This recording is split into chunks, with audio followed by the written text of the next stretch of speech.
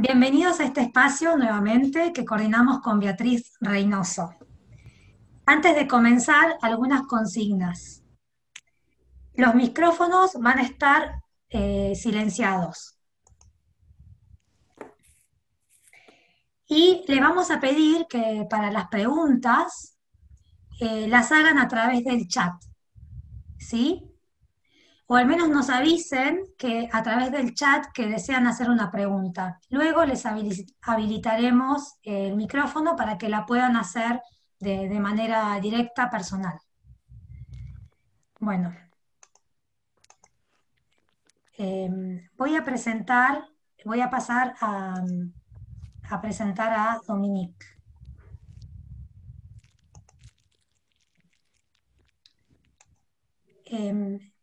¿Estoy compartiendo mi pantalla? Estás compartiendo mi foto, Lisa. Estamos viendo la del final. Estamos viendo la del Sí, final. porque, sí, disculpen, ¿eh? Voy a dejar de compartir en este momento. Bueno, Dominique.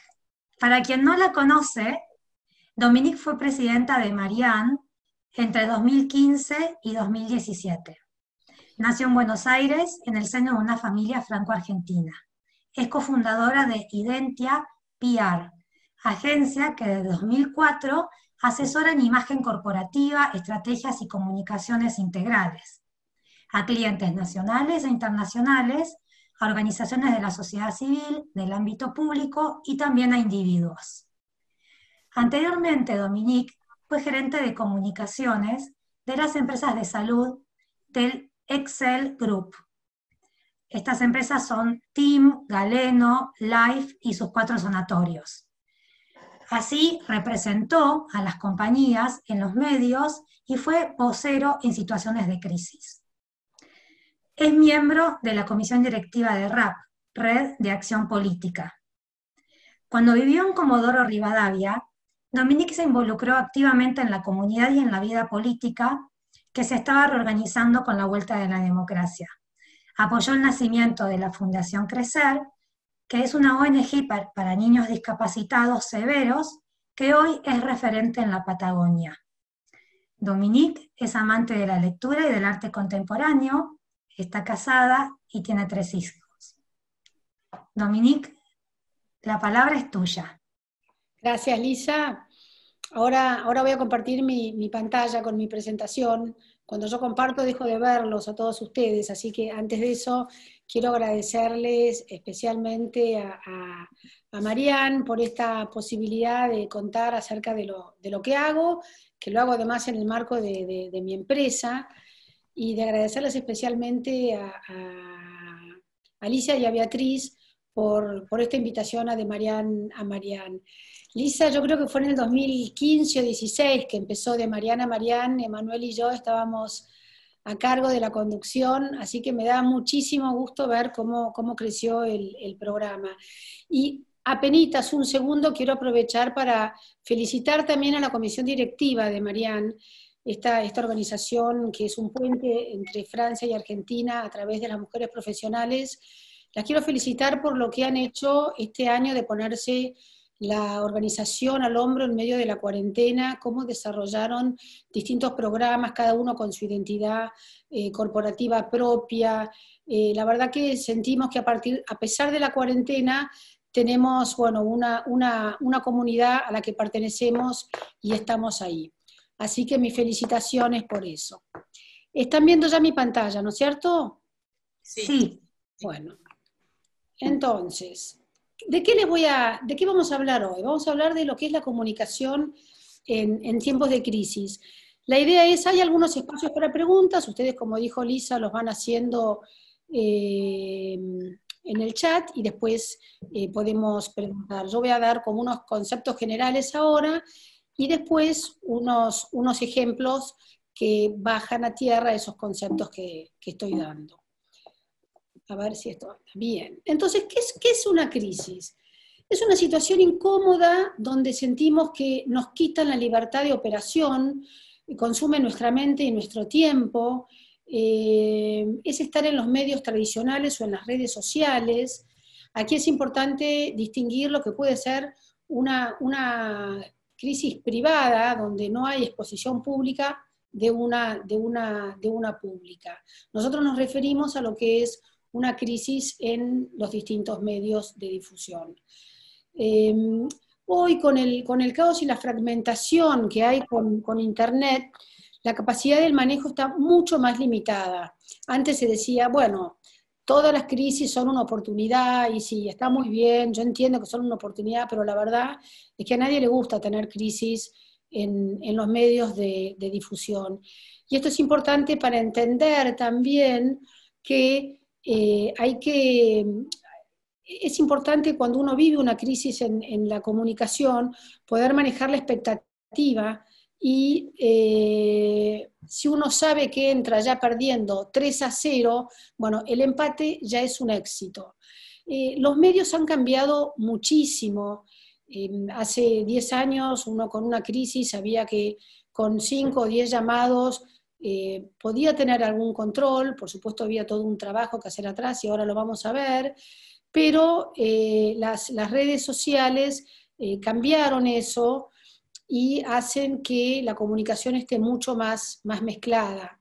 Lo otro que sucede también es que mismo los medios tradicionales hoy tienen plataformas fuertísimas online, entonces uno va leyendo las noticias y se van mezclando los conceptos. Hoy uno lee la noticia de que condenan a los de la tragedia de Once y a continuación hay una noticia de espectáculos. Entonces todo está como interconectado y lo hace más complejo. No sé por qué no pasa automáticamente esto. Bueno, las características de una crisis.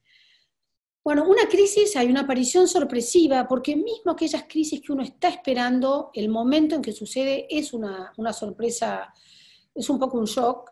La información es confusa, viene de todas partes, hay contradicciones, hay exageraciones, hay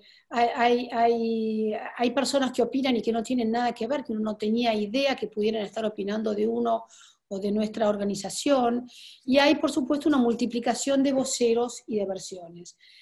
Nosotros, yo les dije, me voy a referir más que nada a lo que es la comunicación de crisis en una organización, pero lo que vamos a desarrollar ahora se aplica lo mismo para una familia, para un club, para un colegio.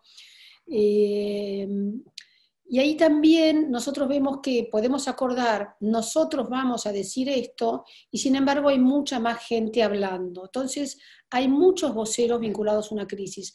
En una empresa todos los empleados son voceros, todos los empleados pueden decir algo y lo dicen desde adentro, así que la operación de ellos es calificada. En una crisis también sucede muchas veces que hay un contagio político, regulatorio o social. Lo que empezó como un problemita en los medios o un problema en los medios termina con defensa a la competencia, llamando una regulación, o un ministerio regulando el acuífero del que se extrae agua. O sea que eso también es un tema propio de una crisis y que hay que tener en cuenta. Lo que está en juego entonces, más que nada, es la credibilidad y la confianza de la empresa, la ONG, la fundación, el político, de quien sea que estemos hablando de la crisis. Y aquí, bueno, vamos a hablar bien de lo que es el manejo de crisis y 6 puntos en los que yo he decidido concentrarme. Es súper extenso el tema y a mí me apasiona, pero como esto tenemos apenas 1 hora y yo quiero cumplir con el tiempo, aunque yo me puedo quedar más si quieren, vamos a enfocarnos en esto. Lo más importante es la definición de los issues y el diagnóstico del problema, del escenario y de ahí la estrategia. Si uno tiene definido el problema, tiene la mitad de la solución ya ganada. Yo recuerdo un caso, por ejemplo, en un momento nos vino a ver Merisant, es la compañía líder de endulzantes, tiene toda la línea de Sucaril, Equal, no le daban los costos y necesitaban cerrar al mínimo la planta que tenían en Pilar y importar productos desde Brasil. Sabíamos que eso iba a ser visto horriblemente, que se les iban a tirar encima, acusándolos de vendepatrias, los únicos que les importa es facturar más. Entonces, cuando nos sentamos con ellos, después de unas horas de conversar y de interrogar el problema, vimos que el problema grande era, Merisant surge como una escisión de Monsanto y como tal estaba encuadrada dentro del rubro de los químicos. La competencia de Merisant estaba dentro del rubro de la alimentación y los costos de los recursos humanos en la alimentación y en los químicos era totalmente distinto. Entonces, cuando los químicos daban aumentos de sueldo, a una empresa como Merisant la sacaba del mercado porque tenía que volcar eso en sus productos y quedaba desfasada respecto de la competencia, que daba aumentos de sueldos muy diferentes.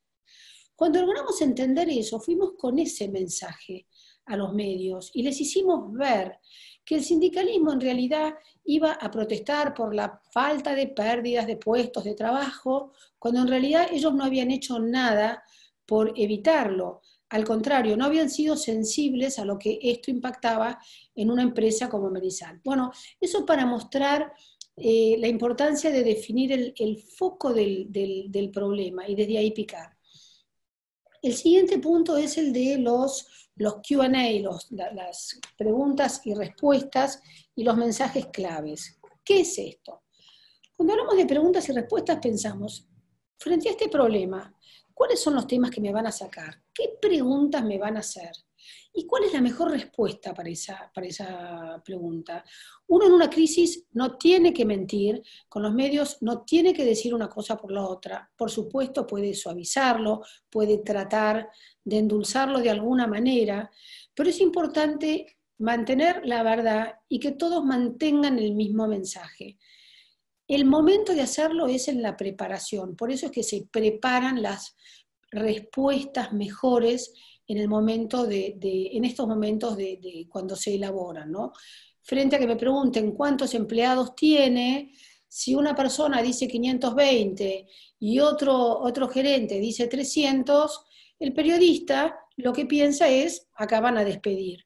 Porque el periodista está formado para desconfiar y está bien que sea así. Ellos no están para transmitir lo que las empresas o personas queremos pasar. Ellos tienen que averiguar, poner las dos versiones. Entonces, cuando tenemos mensajes acordados y coordinados, es mucho más fácil tener como un mensaje monolítico que no genera dudas. Y de ahí salen los mensajes claves. Podemos tener 2, 3 mensajes clave. Si queremos decir todo, va a ser como una nube, no va a quedar nada concreto, que es lo que estamos diciendo. ¿Se entiende bien hasta ahora? ¿Se escucha bien? Lisa, que estás ahí. Perfecto, perfecto. Perfecto. Bien, gracias, chicas. Bueno, lo otro, esto es fundamental, la identificación de los voceros. En una crisis vamos a buscar quién hable por la empresa. Esto se entrena. Todas las empresas serias tienen por lo menos una vez por año entrenamiento de sus voceros. Se hacen media trainings, se buscan situaciones de crisis imaginarias, pero basadas en lo real, y se ejercita sobre eso. Y entonces de ahí salen muchas veces también las Q&As, los mensajes clave, y ahí se ve quién puede ser buen vocero y quién no puede ser vocero. Es muy importante identificar a los dos, porque hay gente que no da para convencer, que genera dudas, que no es clara cuando se la entiende. Y la persona que habla es la empresa que habla, deja de ser la persona. Entonces es muy importante identificar los voceros. Lo recomendable es que el número 1 de la compañía no sea el primer vocero a hablar, se lo reserva como para cuando otras instancias fallan y necesitamos una voz de mayor jerarquía para hablar. Pero normalmente tratamos de preservar a los mandos superiores en las empresas. Es muy importante también identificar los públicos. ¿A quién me voy a referir? Tuve un problema, un derrame en la zona donde tengo mi planta. Bueno, los vecinos, la escuela, el hospital. Si tuve un damnificado, no sé, un herido, tengo que saber que ellos son los primeros. En general, las empresas les cuesta mucho eso. Nosotros decimos que operación y comunicación van de la mano, o sea, la operación es definir y hacer, y la comunicación es contar. A los ejecutivos les cuesta muchas veces tomar las acciones, se quedan en eso y eso es contraproducente. Estamos muy preocupados por el accidente que tuvo nuestro empleado. ¿Y cómo se llama? Ni idea. Esos detalles muestran cuán involucrado uno realmente está o no. Todo esto lo vamos a ver después con ejemplos. Otra cosa fundamental es establecer el mapa de aliados y los detractores. Nosotros sabemos más o menos, frente a una situación de estrés, quién va a hablar de nosotros bien y quién va a hablar mal.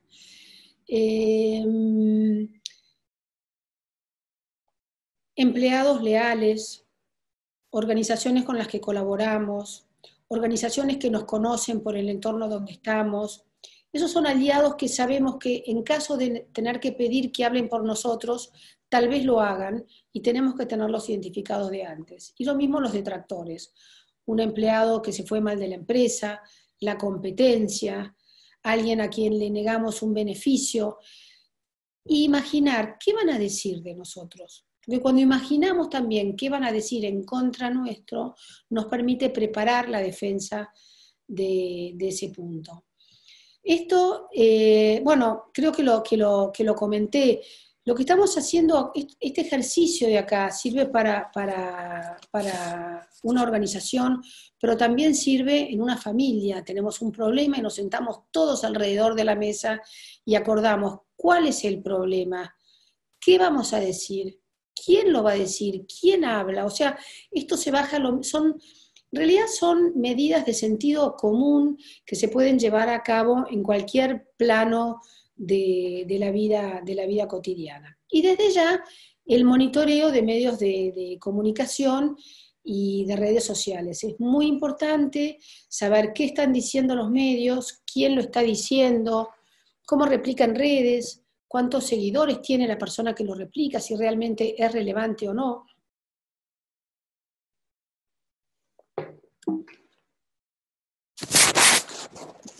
Bueno, como conclusión entonces, la mejor crisis es la que se evita o se anticipa.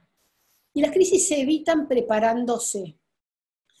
La preparación es antes.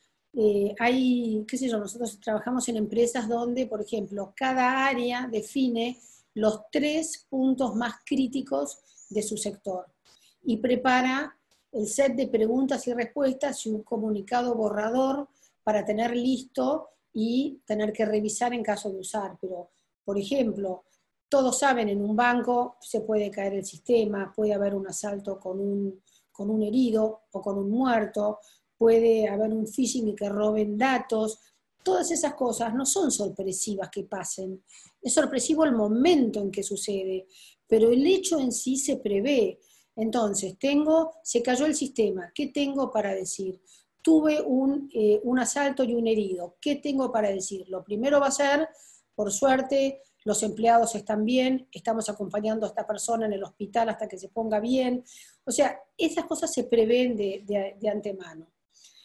La preparación da trabajo, obviamente hay que encontrar ese tiempo en las empresas para hacerlo, pero también da mucha tranquilidad y seguridad al momento de tener que usarlo. Como dije, bueno, gestión es tomar las decisiones rápido y comunicar es dar la cara, es controlar los rumores y las especulaciones y de esa manera limitar los daños. La mejor crisis es la que no sucede, pero una vez que la crisis sucede, lo importante es que desaparezca rápido de los medios grandes. Una mala noticia en el diario o en una red social no es una crisis, es eso, es una mala noticia. El problema es cuando permanece, cuando crece, cuando se involucran sectores del gobierno y piden reglamentaciones, cuando hay un grupo de gente pidiendo más cosas. Entonces, lo valioso es que dure poco, terminarla lo antes posible. Y fundamental, cuando las crisis pasan, porque todas las crisis pasan, hay que hacer una evaluación. ¿Qué se aprendió? ¿Qué hicimos? ¿Qué nos faltaba? ¿Qué es lo que estamos incorporando como nuevo? ¿Qué aprendimos? Y, por supuesto, agradecer a aquellos que nos han ayudado. Esperen que se me fue. Acá estoy. No sé si hay preguntas en esta instancia. Yo voy a ampliar todo esto en algunos ejemplos que traje, pero si quieren hacer preguntas ahora, encantada de contestarlas.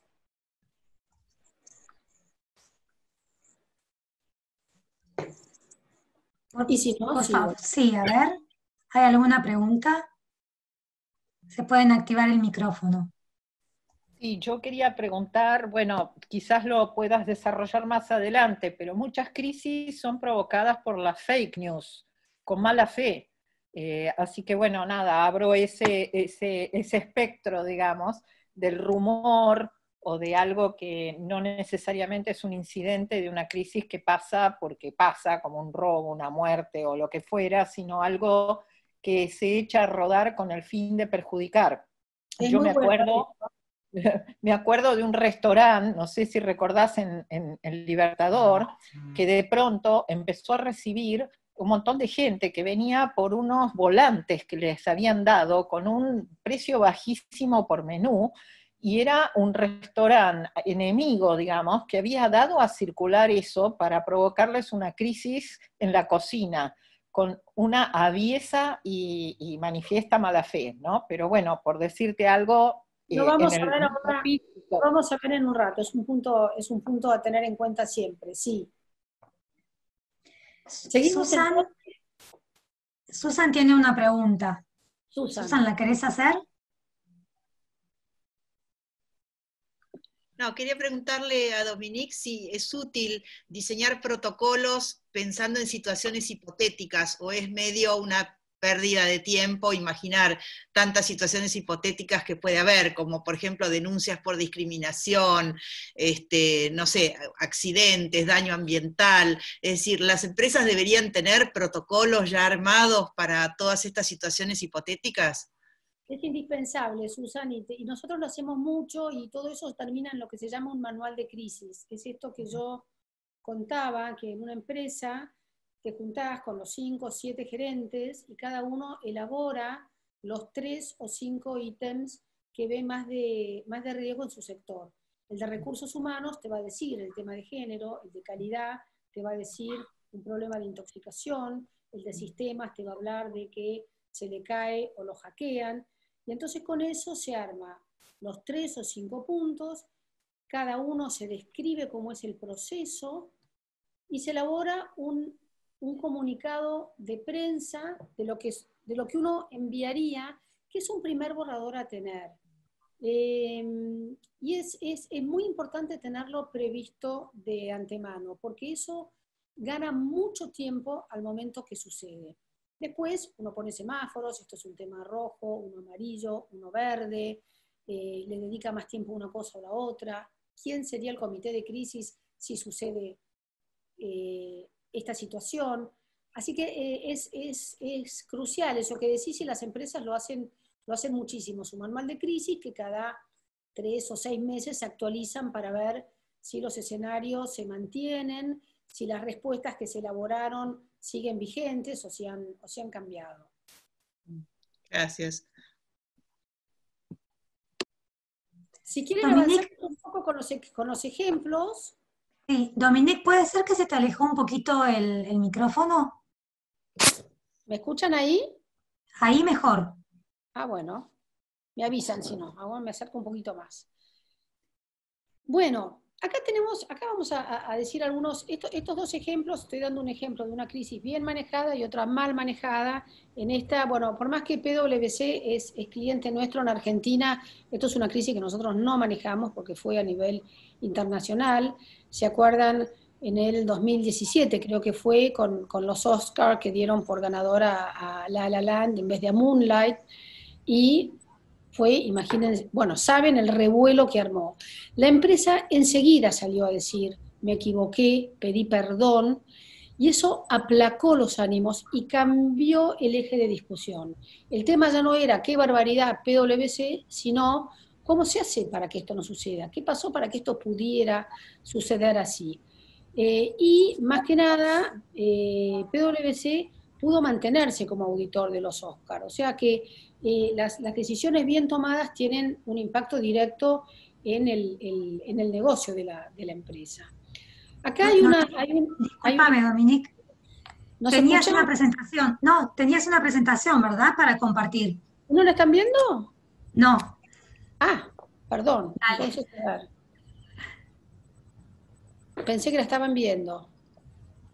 Por eso te interrumpí. Gracias, Lisa. ¿Ahora sí? Dale. Sí, ahora sí. Este es el caso de PwC, ¿no?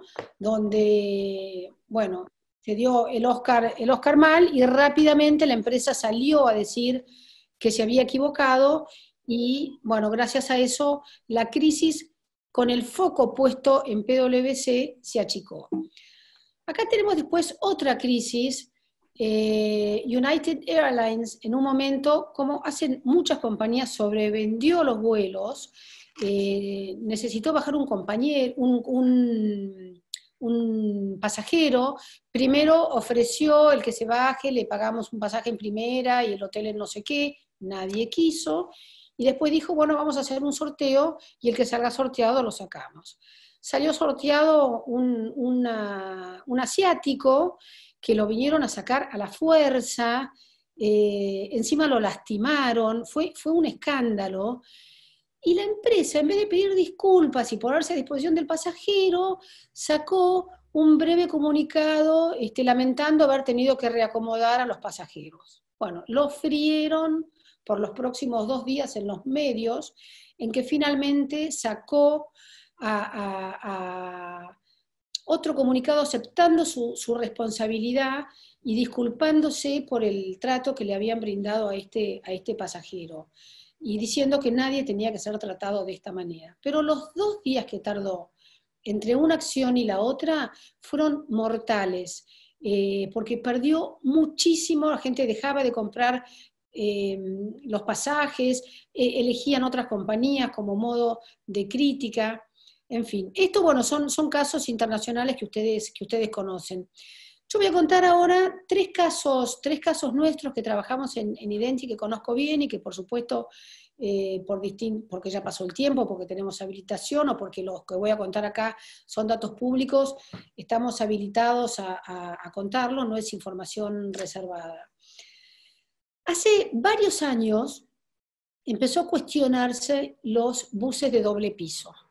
Los buses de doble piso son inseguros, otro micro de doble piso causa una tragedia en las rutas, y a nosotros nos vinieron a ver las 2 cámaras del sector que concentran a las compañías de ómnibus de larga distancia, a que los ayudemos, porque nos decían, el bus de doble piso mide apenas 10 centímetros más que el bus de un solo piso. Entonces, nosotros empezamos a ver que si el foco se ponía en el doble piso, se iba a generar una regulación y el problema no se iba a resolver. Entonces, bueno, fue entender el problema, escribir los mensajes, definirlos, compartirlos. Encargamos un trabajo a la UTN, que hizo un estudio muy concreto y que sacó con un informe. Esto fue en el tiempo, ¿no? Porque el informe no lo sacó en 2 días. Nosotros, esto fue una cosa que tuvimos que armar muy rápido. Pero esto que ven acá, ustedes se acuerdan de la tragedia de Ecos, este colegio con los chicos de secundaria. En Ecos lo que pasó fue que un camionero se quedó dormido y se cruzó de carril y los chocó. Y los medios que ya venían titulando, los medios se recitan muchas veces unos a otros, lo que titularon fue otro ómnibus de doble piso que tiene un problema, un accidente. Y nosotros lo que fuimos mostrando a través de estadísticas fue que el 42% de los accidentes de ómnibus involucraba a camiones que actuaban mal, se quedaban dormidos, sobrepasaban a otros. El problema en realidad era el mal descanso de los choferes, la velocidad. cuando andaban a más de 100 kilómetros, a pesar de que los ómnibus tienen habilitado a andar hasta 90. Las rutas en mal estado, los puntos ciegos en la ruta, hay algunos puntos donde no hay visibilidad. Todo esto fue lo que pudimos mostrarle a los medios, y los medios tienen, sobre todo los medios serios, no tienen problema en cambiar la forma en que han titulado. Ellos saben que su misión es informar, no se casan con un lado o con el otro, y fueron cambiando la comunicación. Y nosotros, de este título de que quieren prohibir los ómnibus de doble piso, terminamos a esto que los micros de doble piso son seguros hasta 100 kilómetros, o que afirman que los doble pisos son seguros. Las cámaras también se regularon. ¿Se acuerdan que hablábamos de esto, de que una crisis que empieza en los medios termina después con un marco regulatorio distinto? Enseguida acá se apuntaba a no dejarlo circular. Las empresas del sector se autorregularon, colocaron tacómetros en las ruedas. Entonces eso les permitía, a través de un centro de control, identificar quiénes iban más rápido de 90, que era lo que estaba habilitado, o tenían chequeos entre peaje y peaje para ver si había llegado en un tiempo que aseguraba que anduviera 90. En fin, acá lo que se logró fue cambiar el eje de discusión a lo que era el real problema, y bueno, preservar esta industria y bajar la cantidad de accidentes, porque entonces sí se puso foco en el descanso de los choferes, en cómo rotaban. Bueno, la verdad que fue un trabajo muy lindo que hicimos hace mucho tiempo, y de mucho estrés. Hasta Chiche Helblum hizo un programa donde hacía que vuelque un micro, y bueno, el micro volcaba si andaba a 110, en fin. Fue un trabajo de lo más movido. Otro que a mí me encanta contar es No al casino en Villa Langostura. No sé si conocen Villa Langostura. Es una localidad de ensueño en Neuquén, sobre el lago Nahuel Es una localidad hipercuidada. Ellos debe ser 10 años que no usan bolsas de plástico en los supermercados. La construcción es muy cuidada, son muy fuertes desde lo que es lo ecológico y la conservación del medio ambiente. Y una empresa de casinos había logrado comprar un terreno y que se firmara, que se aprobara en el Consejo Deliberante una ordenanza para construir un casino. Entonces nos llaman para ver si los podíamos ayudar, y dijimos, como hacemos en muchas crisis, es muy difícil, no creemos que podamos, pero la lucha hay que darla igual, y nuestros mensajes hay que pasarlos. Entonces, esto de definir el problema que hablábamos y armar las preguntas y elegir los voceros.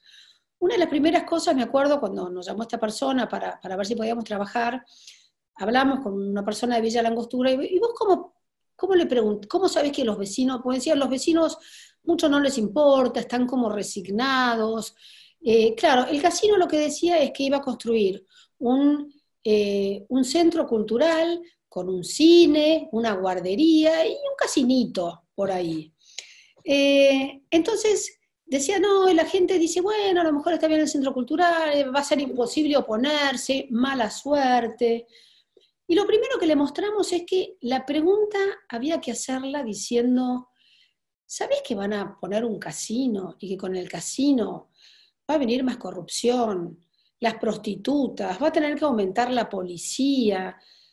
Alguien se va a comprar un auto nuevo y va a decir que es porque se ganó la plata en el casino, se va a enrarecer todo el clima. La gente, frente a la pregunta así, ¿qué opinas del casino que va a traer esto?, decía, no, ¿cómo hago para oponerme? Era como un call to action muy, muy concreto. Así que armamos una estrategia genial con gente local. Nosotros en ese momento no aparecíamos, porque en general al interior no les gusta esto de una consultora de Buenos Aires que esté trabajando, pero tuvimos mucha información buscábamos información de otros países, entonces cuando te venían, vamos a generar puestos de trabajo y a recaudar más, decíamos, vamos a gastar más, porque en México los gastos de la municipalidad por la ludopatía aumentaron un 12%. Hicimos, lo fuimos acorralando a quienes estaban a favor del casino. Los concejales se vieron en la obligación de llamar a una consulta no vinculante, donde también metimos la mano ahí, porque ellos querían preguntar, ¿está de acuerdo con un centro cultural?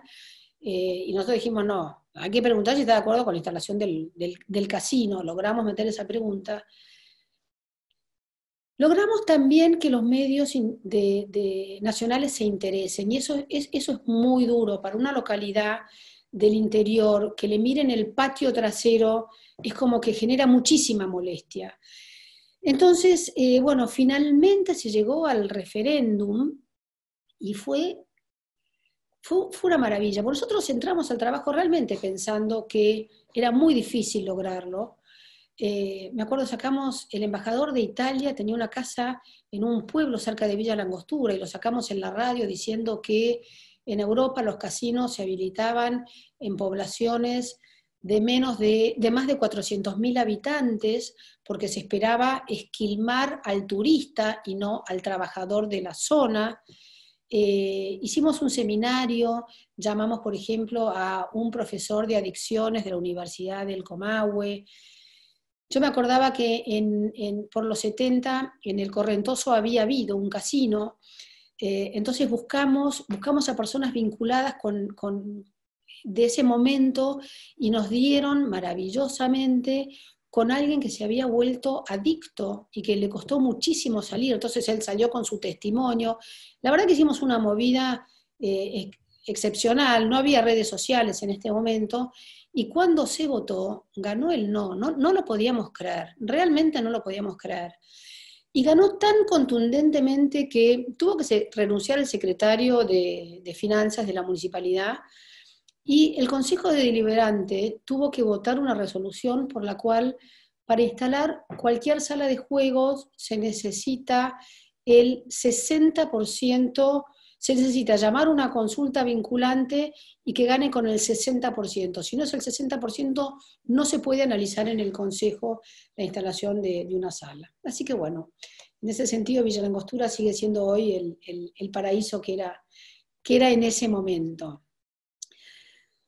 Tengo un último caso y abro para preguntas. ¿Me escuchan bien por ahora? ¿Ven bien todo? Todo perfecto, Domi. Tenemos varias preguntas, sí. Bien. El Pero último terminá caso, con el ejemplo, sí. que va a ser un caso que les va a interesar también. Este caso es de este año. Nuskin. La China Suárez diciendo, no quiero vender ninguna maquinita para la cara, gracias. Ella tiene creo que 4 millones de seguidores. Fue tremendo el problema con Nuskin. Nuskin es un cliente que tenemos eventualmente, viene en general para temas de crisis. Nuskin se instaló en Argentina en el 2016 y lo hizo en Mendoza, y lo hizo mal porque aceptaron vendedores o distribuidores que no son profesionales. Ellos buscan en general gente con alguna educación y profesionales, y tuvieron ahí un par de estafas, algunos distribuidores que prometieron productos y no los dieron.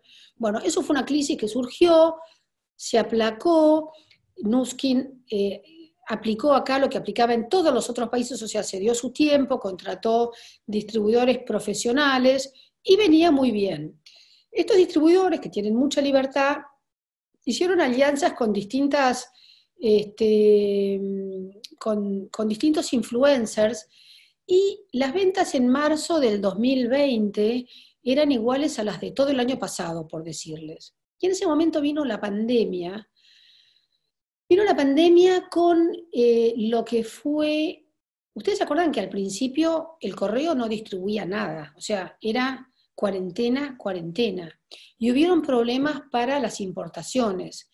Entonces todos los pedidos se empezaron a atrasar. Y eso generó, algunos recordaron aquella crisis de Mendoza de hacía varios años, y empezó esto de no es un sistema confiable, y la gente a despegarse, y también lo que fue muy interesante de esta crisis,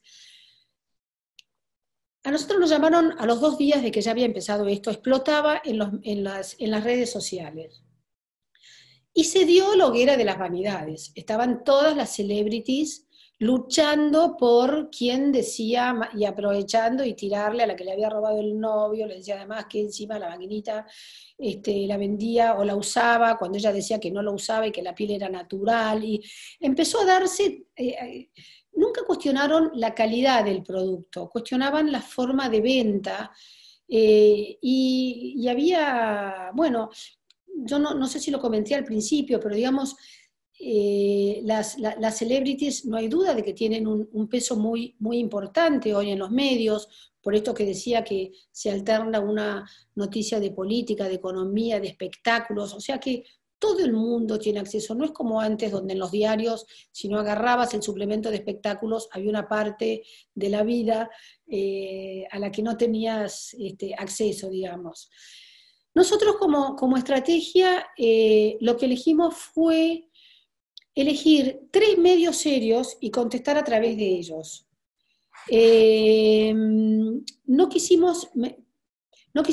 Elegimos las secciones de economía y negocios más que la de espectáculos, donde veíamos que el tema estaba mucho más en competencia entre